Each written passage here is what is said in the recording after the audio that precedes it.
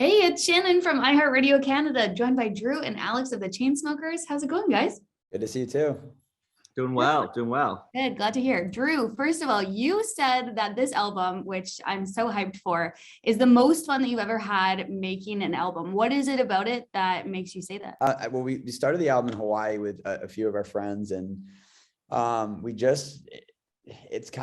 like took some time to like really just like listen to stuff that we really loved and experiment. And we definitely spent like probably 10 times more time on this album and got to take a lot of chances and really reimagine what our sound could be. Sorry, my dog's going crazy.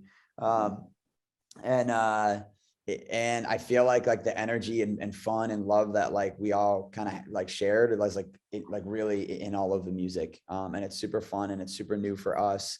Still feels super Chainsmokers, but I think we elevated it in a really fun way. Do you think that's something that you'll do in the future? Maybe take a bigger break in between to give yourself more time? I think like, yes, at some point when it's necessary. I think kind of what we unlocked, with this album is we kind of know what we want to be making, and we're kind of on a new vibe, and, we're still writing songs now, even though that our album's done. Nice. Did you guys have any goals going into this album that you wanted to do that maybe you hadn't done on an album before? Alex, do you want to take this one? Yeah. I mean, I don't know if goals is the right answer. I mean, I think we just wanted to go deeper. You know what I mean? Like, I think like refocusing our efforts, like getting creatively re-inspired, like those were all like the goals we had. I think we wanted to make, exciting, fun music that we were super proud of, that like, I guess kind of in some ways went back to the roots of what people loved about the Chainsmokers, but then elevated to a new place that made it feel fresh and exciting again. And I think we definitely like nailed all of those things. So we're really pumped about it. But, at the end of the day, it's like, it's like one of those feelings, like we were so anxious and excited to put out high, and then you kind of put it out and you're like, shit, it's just out now. You know what I mean? Like that's just it's gone from us. And that's obviously a really exciting moment, but then you're kind of just like, well, I want to do another one. And so we're like really stoked about what we have coming down the pipeline. And I think the purpose of this next chapter for us is to like really reconnect with our amazing fans, the core fans that have supported us all this way, and just go deeper with them and build that community and love that we had since like the Roses days back up again. Yeah, definitely. Yeah, you mentioned High being out and that excitement, but then with the whole album that's going to come out, that's going to be a whole, I'm sure, other wave of excitement as well, right? Yeah, I mean that's like the best. I think the album is where the depth comes in, and like obviously, I don't know how many people like are listening that are musicians, but like inevitably you have to label, and you and your manager and you all kind of come to consensus about what you think are like the single songs. But like we always felt like every song on this album was amazing and needed, the special attention it gets. So, when we drop the album, it's like we're not thinking like, oh, and here's like the other whatever, 10 songs or whatever. It's like, no, these are like actually our favorite records, because this is like the meat of what we're trying to say and do. The singles are like, as we always say, are like the connective tissue to it all, the kind of access point. So, there's not like a B-side on this whole album. Nice. That makes me even more excited for it. That's so awesome. Mm-hmm. You've also been teasing little snippets on your TikTok as well, which I definitely appreciate. There's one where you captioned it, "Where will you go when it's over?" Is that is that something that was influenced from Hawaii? Yeah, I was like one of the first things that we made in Hawaii. Yeah. It's kind of tropically sounding, which really is indicative of where it was made. But yeah, that's probably, I think that right now that's my favorite song on the album. It has all these, it's cool to tease parts of that one because it has like 4 personalities in it.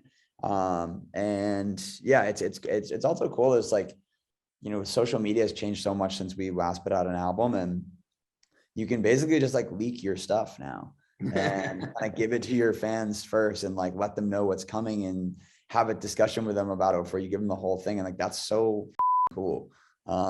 Things were never like that before. And I just like that the barrier's kind of been broken down, and, a lot of artists are having fun, like, playing demos and seeing like what their fans like. And then it's just a cool, I like that, like kind of like the fourth wall is broken between, the artist and the fan.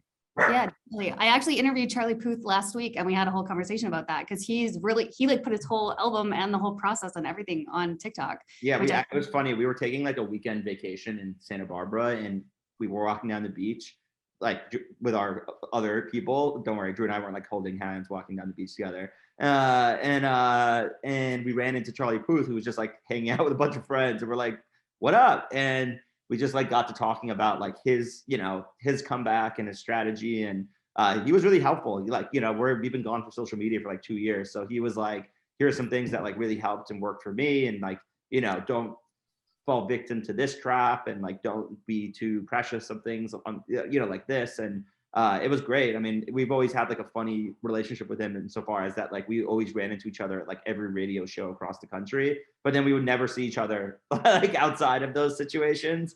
And so we have like a great, it was great to see him and super happy with like everything he's doing. He's an awesome dude. Yeah, he was super sweet. We've talked about the fact that social media has changed in the last few years. Have you found that this has affected the music industry? Have you noticed a shift in that with taking 2 years off? Yeah, labels jobs got a lot easier, it feels like. They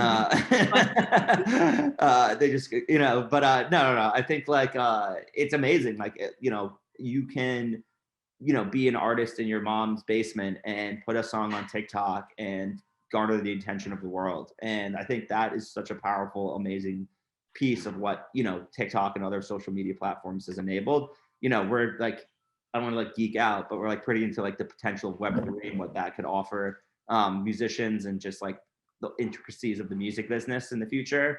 Because I think at the end of the day, like it's about creating more opportunity and ownership of the things that you make as artists. And I think more and more tools are being created to allow for that sort of stuff. So I'm hopeful. Because, as it stands right now, like it's hard for musicians to earn a living. And whether you're, and even the big ones who obviously crush it, like I think people would be surprised about the breakdown of like where the money actually flows at the end of the day. And especially writers more than anyone, who are like the lifeblood of pop music and a lot of genres that go, unnoticed. And hopefully this leads to like a better future for everyone that's creating, art that people love. Yeah, definitely. I've talked to smaller artists that I'm friends with, and they talk about how everyone just assumes that they're so rich, but they're like, if you only knew like once everything is taken, how much you actually have at the end of the day. So yeah, we're poor. Yeah, actually. That's what I was getting at. Exactly. Yeah, that's so funny. But you talk about like venturing out and things like that. And I was surprised to hear that you guys have a TV and movie production company. You guys have your own line of tequila. Has being an entrepreneur, has that been something that's just come naturally to both of you? Everything that we've started, it was always felt like a natural extension of who we are and what we do. I mean, with tequila, that's the lifeblood of our live shows. And, we love hosting people before and after. And it's nice to have like, something, some, product that kind of like brings everybody into the world that, we feel like our music sits in. And then like TV and film, we're just obviously massive fans of everybody, but, just having the opportunity to kind of also kind of leverage, our IP that we own into that world. I mean, we're making a movie based off of our song Paris, and that was kind of our entry point into, a bunch of other projects that we've sold now. And then, we most recently got into venture capital, and we have a fund called Mantis that we're really enjoying this, meeting so many brilliant kids that are, creating solutions for, so many of the world's problems in a variety of verticals. And, we're learning so much all the time. And I think kind of giving yourself your creative mind to break from that world and being able to, go, study things that are a little bit more analytical and, exercise that part of your brain has been really just amazing for us. Yeah, definitely. Congrats on the success of your song High. One more question that I have for you is there is some friends that are questioning about what happened with the kid Leroy on this track. Is that something that can you explain the situation around that if you guys want to? Yeah, we probably will at some point. Yeah. Okay. We'll leave it at that. But it's awesome, all love. We do love him. He's a good dude. So there's no bad blood or anything like that. But and we couldn't be like prouder of like how well he's doing. He's like such a great artist, and he's just like starting out. So I'm really excited to see where his career goes. Yeah, totally. Thank you guys so much. I appreciate you both taking the time, and I'll talk to you soon. Cool. See ya. All right. Thanks, Shannon. Thanks,